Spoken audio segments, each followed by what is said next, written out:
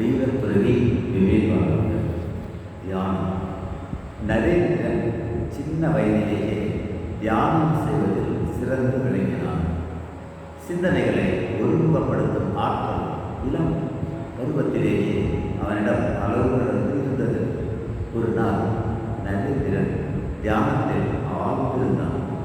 அந்த பக்கம் வந்த ஒரு நல்ல பாம்பு நரேந்திரனின் உடல் மீது ஏறி மறுபுறமாக இறங்கி சென்றது. இதை கண்ட நரேந்திரன் நண்பர்களும் மற்ற சிறுவர்களும் அந்த நிகழ்ச்சி அதிர்ச்சியையும் அச்சத்தையும் உண்டாக்கியது. அவர்கள் பயந்து சிறிது தூரம் ஓடிப்போய் நின்று பார்த்து வியந்தார்கள். ஆனால் நரேனுக்கு அது பற்றி ஒன்றும் தெரியவில்லை.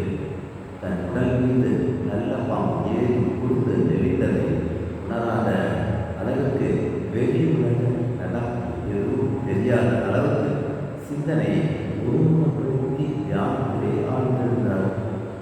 மக்களும் விலங்குகளுக்கும் உள்ள வேறுபாடு அவர்கள் தங்களுடைய மனதை ஒருமுகப்படுத்தும் ஆற்றலில் வேற்றுமைதான் அடங்கியிருக்கும். எந்த துறையை சேர்ந்த வேலையாக சரி, வெற்றி அனைத்தும் இந்த மன ஒருமைப்பாட்டின் விளைவாகவே வருகின்றன என்று சுவாமி விவேகானந்தர்